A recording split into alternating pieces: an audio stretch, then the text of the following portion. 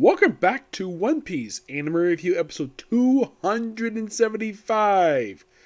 Wow, second anime review series where I get to this one because the first one obviously was One Piece. No, One Piece was Boruto. Alright, with this one I'm discussing episode number 1041, which I want to make sure I get the name because I occasionally change the name. Showdown of Battles of the Monsters, Yamato and Franky. Yeah, that is literally the name of this episode. Oh yeah, definitely. This episode deals from pages 3 through 12 and 18 and 19 of basically the episode. Now, the way they adapt this is mostly out of order. Which you're probably thinking, really? Yeah, they do. For some reason, they do this. Like, for instance, page 4, which is the only appearance of Luffy in the whole chapter, they put that at the end of the episode. Yes. And they put the brief scene in the manga, which is just 2 pages, which they expand a little bit in the anime, of Yamato versus Kaido. Which, by the way, in case you're curious though, what do they start the episode off with? Yamato versus... It actually starts not with those two. It actually briefed with Sanji and Queen. Yes. And it's a scene that is 100% complete anime original. Yeah, it is complete anime original, this fight sequence. Where you have Queen blasting like a bunch of his sparkle beams on Sanji.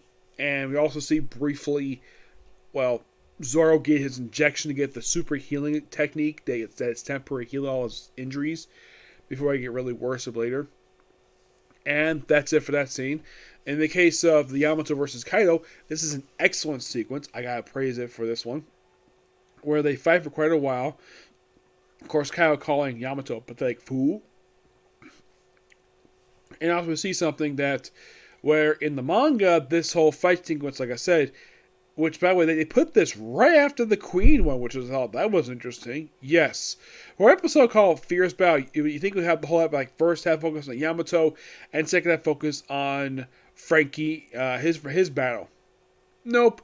In the case of, Yamato and Kaido, this takes, now in the case of Queen and Sanji, this takes approximately about 2 to 3 minutes of screen time. The Zoro thing is like a minute. In the case of Yamato versus Kaido, this is roughly 5 minutes. Yeah, 5 minutes of the episode. They fight for quite a while. We see the anime debut of Yamato's Devil Fruit, which gives her a Shulong form. Yep. And apparently she actually got them for her because she was hungry. She ate this Devil Fruit. I don't know what name of the fruit is. They don't really identify what the name of the fruit is. It just turns so it basically gives the powers of a mink. And then they continue their fight. And of course they show it off basically what she looks like. And when it comes to the blood, she looks very beautiful in this form. Yeah. Not denying that. Even before she basically transformed, Yamato is a very beautiful woman in the anime.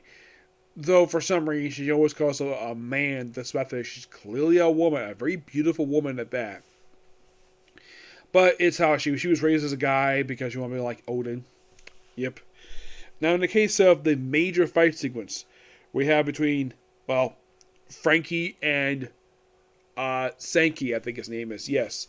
Now, in the case of, they do in the recap of you have Jinbei versus Who's Who. Yeah, that's only seen in the recap. That fight is not in this episode. A good chunk of this episode is focused on the battle between Franky and Saki. We see Saki debut as sort of his man-beast form. He basically tries to spin around, and he ends up going backwards, which that was quite funny. And eventually he propels Rad Franky, which ends up damaging part of his launcher on his arm, and basically hits him, it gives him a suplex. We also see before that the gifters who had defected over to the side of the Straw Hats and the Samurai Rebellion basically fight the other basically members of Neo Beast Pirates. And then we have the episode end on the Polar Tango, where they're all trying to revive Luffy. And of course, they basically expunge all the water as long as you just gotta wake up. Well, basically, he's kind of awake in a way. He gotta basically get conscious again. And then the episode ends with, me, Meat! I want meat! Yes. And that's how the episode ends. With a comedy bit. Which, okay, finally Luffy's going to get back in the swing of things. But we're going to see more of this next week. Now, unlike in the case of My Hero Academia, what exactly is next week's episode called? Next week was episode 1042. This is focused on Nico Robin. Yeah, we're focusing on her next week. Yep, which I'm looking forward to that. Oh yeah, definitely. Yep. And the one 2 weeks from now is going to be called Slash Brooks Sword of Ice. Yes, we're finally going to get back to the fight between Nico Robin and Black Maria. You were finally getting back to that after quite a while of a wait. It's almost like they've been holding back. Like, you watch the anime, like, man, how are we going to get back to the fight between Nico Robin and Brooke versus Black Maria? And the way it looks next episode, yeah, we're going to get back to that. And we're probably going to finish adapting this chapter, chapter 2, chapter 1019.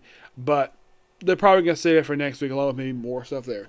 Alright, next up is basically review for the 1067 chapter of the manga, Punk Records. Now, in case you're curious though, even though they finished 1018 last week, you're probably curious though, how far ahead is the manga right now? Since we're up to chapter 1067, this is almost exactly 50 chapters ahead right now. I'd say about 49 right now. Yes, the cover story is Jarma 66 an emotionless incursion, volume 24. What's your name again? Judge versus Caesar. Ooh.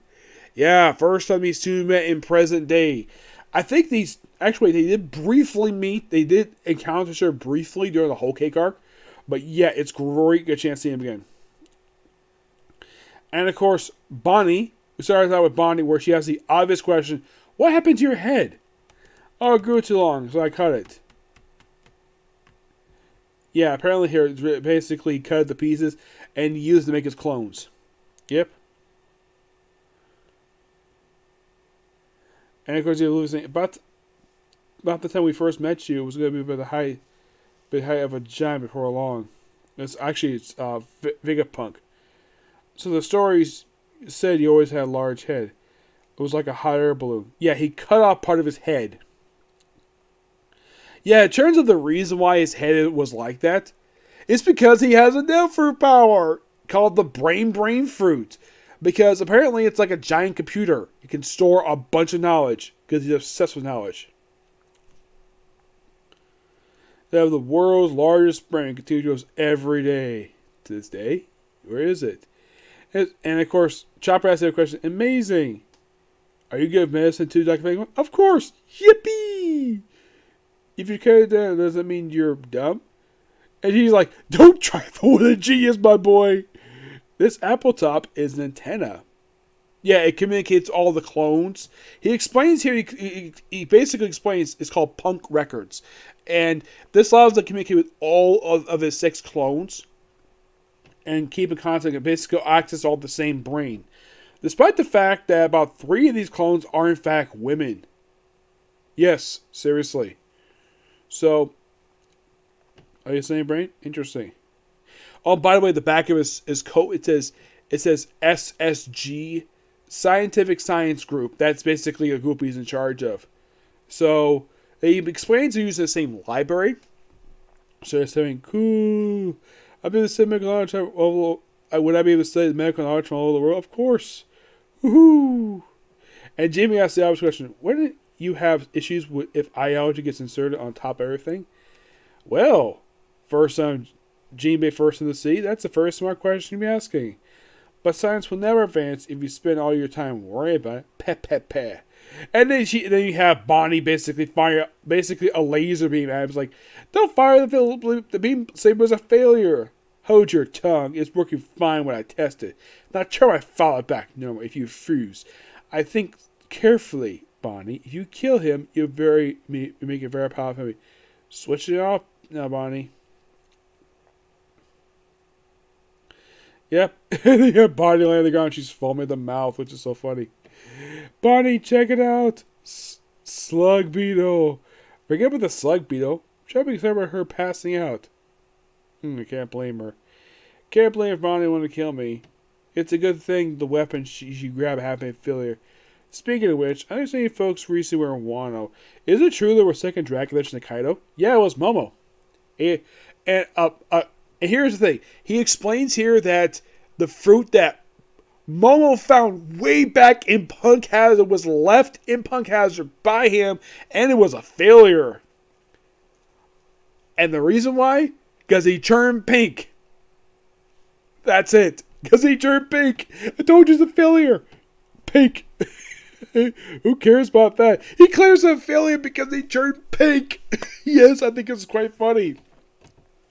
And he even asked, did you build the giant robot? He's like, nope. That was not me. Nope.